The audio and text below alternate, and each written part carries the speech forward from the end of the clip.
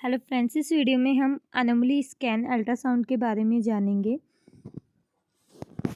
Anomaly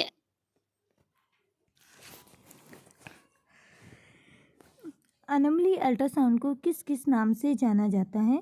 anomaly scan, USG anomaly scan, ultrasound anomaly scan, ops anomaly scan, USG anomaly scan, ultrasound ops anomaly scan level 2, USG level 2, ultrasound level 2 या CFA level 2।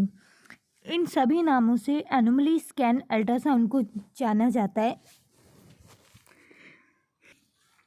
अगर बात करें कि pregnancy का सबसे बड़ा ultrasound कौन सा होता है, तो एनोमली स्कैन सबसे बड़ा अल्ट्रासाउंड होता है प्रेगनेंसी का, जिसकी स्टडी जो है 30 मिनट से 40 मिनट की होती है। एनोमली स्कैन कब कराया जाता है? तो ये प्रेगनेंसी के 4th मंथ में कराया जाता है। मीन्स 18 से 22 वीक के बीच में ये अल्ट्रासाउंड कराया जाता है।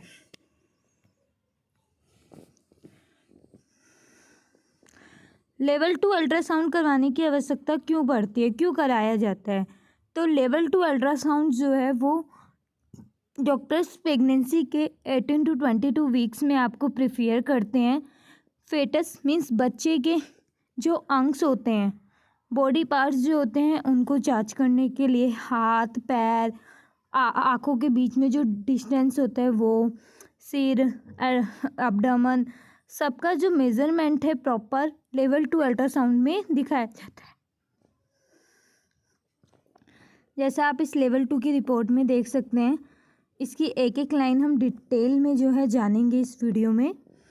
LMP, GA, LMP, fetal biometry, morphology, genetic sonogram, fetal biometer, fetal structure और जेनेटिक मार्कर, ये सारी ही डिटेल हम इस वीडियो में डिटेल से जानेंगे।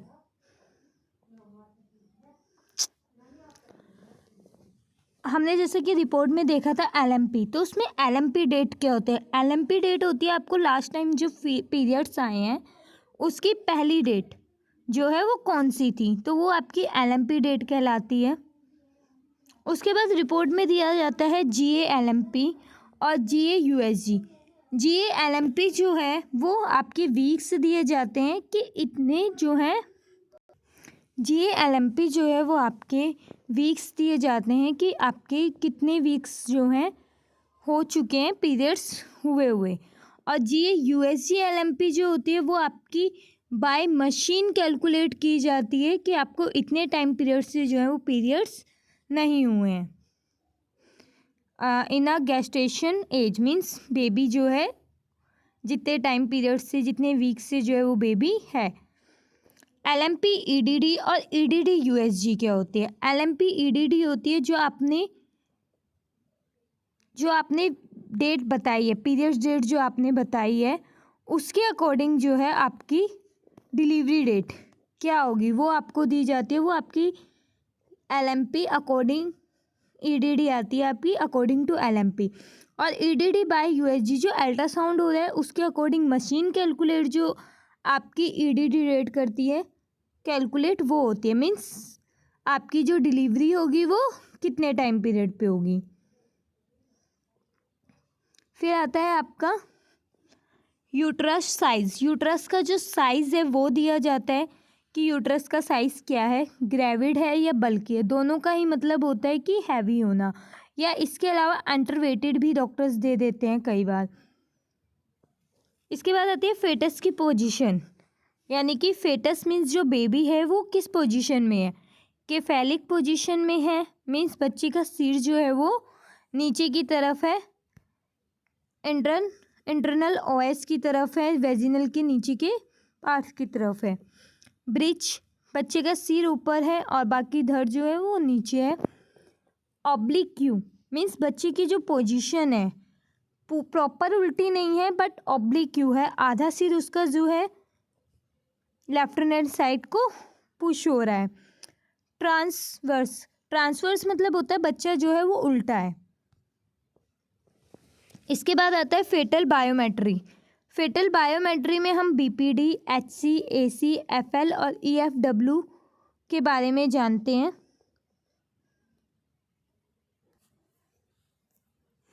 EFW के बारे में जानते हैं। तो इसमें हमारा जो है BPD का मेज़रमेंट दिया जाता है, HC का मेज़रमेंट दिया जाता है, AC मेज़रमेंट दिया जाता है, FL और EFW का मेज़रमेंट दिया जाता है।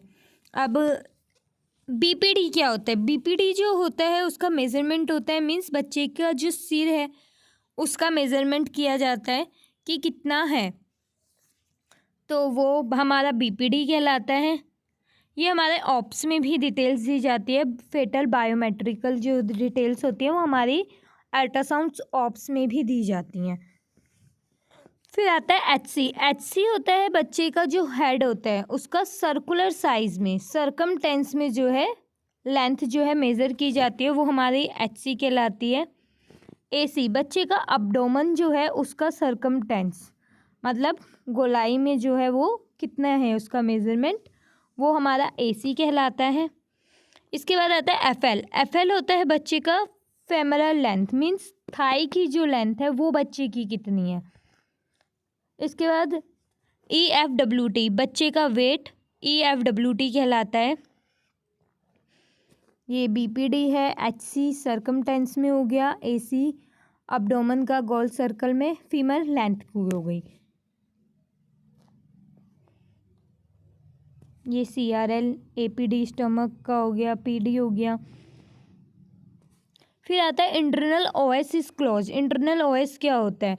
तो इंटरनल OS जो है वो हमारे यूट्रस के नीचे की तरफ होता है यहाँ पर, जिसे कि इंटरनल OS कहते हैं। ये हमारा ड्यूरिंग टू प्रेगनेंसी क्लोज होता है, नॉर्मली डेज में भी ये क्लोज होता है, बट जब पीरियड्स हो रहे होते हैं तो ये ओपन होता है। इंटरनल OS इज ओपन कहलाता है तब। ये हमारा क्लोज होता है। इंटरनल और एक्सटर्नल दोनों के बीच का जो एरिया होता है उसको हम सर्विक्स लेंथ बोलते हैं, जो कि सबसे इम्पोर्टेंट पार्ट होता है। बेबी जो है सबसे पहले इंटरनल OS से पास होता है, फिर एक्सटर्नल OS से पास होता है। फिर आता है cervical length is adequate, means cervix जो लेंथ मैंने आपको बताई थी उसे सर्वाइकल लेंथ भी बोलते हैं। इसका मेज़रमेंट किया जाता है। एडिक्यूट का मतलब होता है कि प्रॉपर है, ज़्यादा नहीं है। Placenta is formatting, means placenta जो है वो किस पोजीशन में है। प्लेसेंटा जो है वो मूव कर रहा है। मैं बता, इसमें प्लेसेंटा की पोजीशन होती है। प्लेसेंटा वो होता है जो हमारे बच्चे को जो है यूट्रस के थ्रू, यूट्रस से अटैच होता है प्लेसेंटा, जो कि बच्चे को न्यूट्रिशन, फ्लूइड, ब्लड वगैरह जो है अम्बिकल ट्यूब के थ्रू देता है। अम्बिकल ट्यूब जो है वो बच्चे की नाभि से कनेक्टेड होती है। प्लेसेंटा की पोजीशन अगर ऊपर की तरफ होती है तो वो फंडल पोजीशन कहलाती है, अगर वह नीचे की तरफ होती है तो वो लो लाइंग कहलाती है या प्लीवड कहलाती है। लो लाइंग अगर प्लेसेंटा होता है, जो कि लास्ट डायग्राम में है, तो उस कंडीशन में जो है बच्चे को ऑपरेट करके डिलीवर करना पड़ता है। अगर प्लेसेंटा बैक तरफ है, मतलब पेशेंट जो है, फीमेल जो है, उनकी स्पाइन की तरफ है, तो वो पोजीशन पोस्टीरियर पोजीशन कहलाती है, और अगर आगे की तरफ है तो वो पोजीशन एंटीरियर पोजीशन कहलाती है।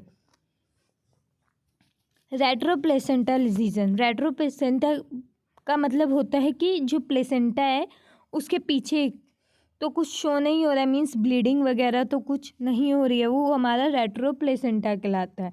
अगर ऐसा कुछ भी होता है कि प्लेसेंटा की बैक साइड से पीछे की तरफ जो है शैडो वगैरह कुछ दिख रही है, ब्लीडिंग वगैरह होती है, तो उस कंडीशन में कई बार होता है कि मिसकैरेज की भी समस्या उसे कहा जाता है।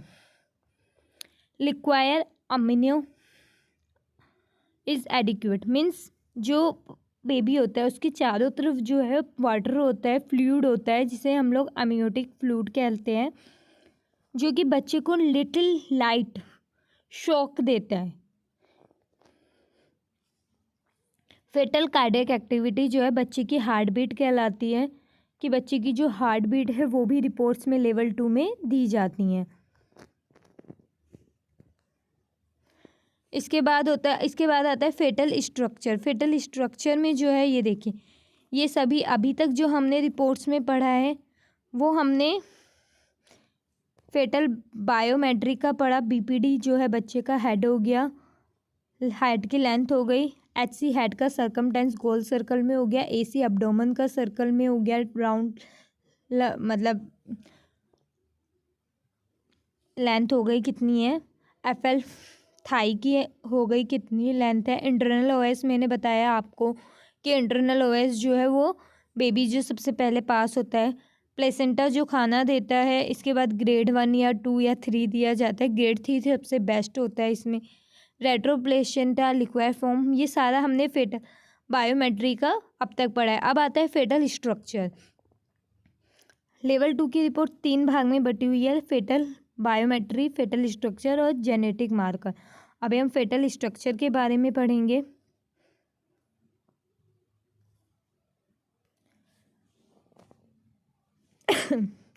फेटल स्ट्रक्चर में आता है हमारा FL/AC। FL/AC का मतलब होता है फेमर लेंथ और अब्डोमेन का सर्कमटेंस, इनकी रेशो कितनी है। हेड का सर्कमटेंस और अब्डोमेन का सर्कमटेंस, उसकी रेशो कितनी है। थर्ड नंबर पे आता है FL और हेड की सर्कमटेंस। फिर आती है हुमेरल लेंथ। हुमेरल लेंथ क्या होता है, हमारे हैंड का अपर पार्ट, हमारे हैंड का अपर पार्ट यानी कि अपर आर्म जो होता है वो हमारा हुमेरल लेंथ कहलाता है। लेवल 2 में जितनी भी जानकारी दी जाती है वो बेबी से रिलेटेड होती है, बाकी ऑप्स में होता है कि मदर की भी जानकारी दी जाती है। फिर आता है टिबियल लेंथ। टिबियल लेंथ होता है बच्चे के पैर की नीचे की जो हाइट है वो कितनी है। अर्नर लेंथ, अर्नर लेंथ होती है बच्चे की कोहनी से लेकर हाथ की जो लेंथ होती है, लंबाई होती है, वो कितनी है। ये सभी हम जो है फेटल स्ट्रक्चर में जानते हैं। इसके बाद आता है फेटल में आता है क्रेनियल स्ट्रक्चर। क्रेनियल स्ट्रक्चर होता है बच्चे के पीछे जो खोपड़ी होती है, खोपड़ी का जो मेजरमेंट होता है उसको बोला जाता है क्रेनियल स्ट्रक्चर। इसके बाद बताया जाता है कि कोरिड फ्लैक्स सिस्ट जो है वो सीन है या अनसीन है। मीन्स कोरिड फ्लैक्स जो है वो दिखना चाहिए, जो कि हमारे ब्रेन के पास होता है, जो कि हमारे CSF फ्लूइड जो होता है उसको रेस्ट करता है, उसको रिप्रोड्यूस करता है। फिर आता है लैटरल वेंट्रिकल क्लाइबर। लैटरल वेंट्रिकल क्लाइबर दिया होता है ब्रेन में होता है, जो कि हमारी जो सारी चीज़ें होती हैं हमें सबसे पहले डिफेक्ट करता है। अगर हम लोग कुछ भी सुनते हैं तो वो सबसे पहले हमारा लैटरल वेंट्रिकल क्लाइबर पर ही जाके इफेक्ट करता है। उसके बाद आता है ट्रांसक्लाइबर डायमीटर भी मेज़र करके दिया जाता है रिपोर्ट्स में हमारी, ये भी ब्रेन में होता है हमारे बच्चे के। किस्ट्रेन मैग्ना भी ब्रेन में दिया जाता है। लेवल 2 जो अल्ट्रासाउंड होता है उसमें बच्चे के ब्रेन के काफ़ी डिटेल्स दी जाती है कि बच्चे का ब्रेन प्रॉपर वर्क कर रहा है नहीं कर रहा है, ये सभी जानकारी दी जाती है। इसके बाद आती है जो नॉर्मल जानकारी बच्चे के बारे में दी जाती है। प्लमनरी इकोजेनिक सिस्टी जो है वो नॉर्मल है, मीन्स बच्चे के जो चेस्ट एरिया होता है उसमें कोई भी अबनॉर्मलिटी नहीं देखी गई है। फेटल का जो स्टमक है वो भी नॉर्मल दिया गया है। बॉथ कितनी का साइज़ दिया जाता है।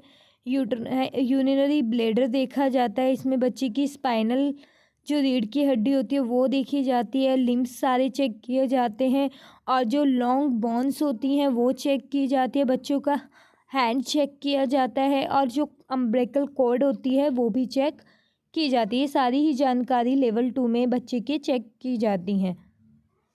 इसके बाद आता है जेनेटिक मार्कर। जेनेटिक मार्कर में देखा जाता है बच्चे का जो कोड है, जो कोड अम्बिलिकल कोड जो जा रही होती है उसमें 3 वेसल्स होती हैं, जिसमें कि एक आर्टरियल होती है, 2 वीनस होती हैं।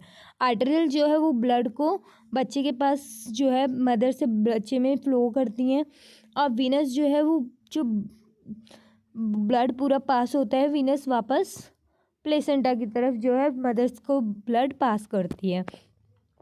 बाइनोकुलर डिस्टेंस, बाइनोकुलर जो है वो अपर से अगर देखते हैं तो अपर से हेड जो डिस्टेंस होता है दोनों आइज़ के बीच में, तो वो हमारा बाइनोकुलर डिस्टेंस कहलाता है। और इंटरनल कुलर अगर हम नीचे नोज़ की तरफ से देखें दोनों आइज़ के बीच का डिफरेंस, तो वो इंट्राकुलर डिस्टेंस कहलाता है।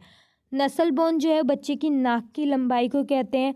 और एंटी यानी कि न्यूक्लियर ट्रांसकुलेंसी बच्चे की गर्दन के पीछे जो लंबाई होती है वो उसको कहा जाता है। कई बार देखा होगा कई बच्चों का पीछे से जो है वो स्पाइन निकली हुई होती है, तो वही चेक करने के लिए एंटी और एन बी दोनों ही चेक किए जाते हैं।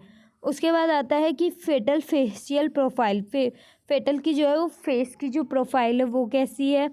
और क्लिफ लिप, अगर लिप एक के ऊपर ऊपर एक चढ़ा हुआ होता है तो उसे क्लिफ लिप कहते हैं। क्लिफ प्लेट मीन्स अगर बच्चे का होंठ बीच से कटा हुआ है तो उसे क्लिफ प्लेट कहते हैं, जो कि सीन है या नोट सीन है वो मेंशन करके दिया जाता है। फिर आता है ब्रेन चिमा, बच्चे की जो फिंगर्स हैं वो प्रॉपर ग्रोथ कर रहे हैं या नहीं कर रहे हैं, उंगलियां जो है वो दबी हुई तो नहीं है, पाँव जो है वो दबे हुए तो नहीं है। इसके अलावा इसके कार्डियक एक्टिविटी भी बच्चे की चेक की जाती है लेवल 2 में।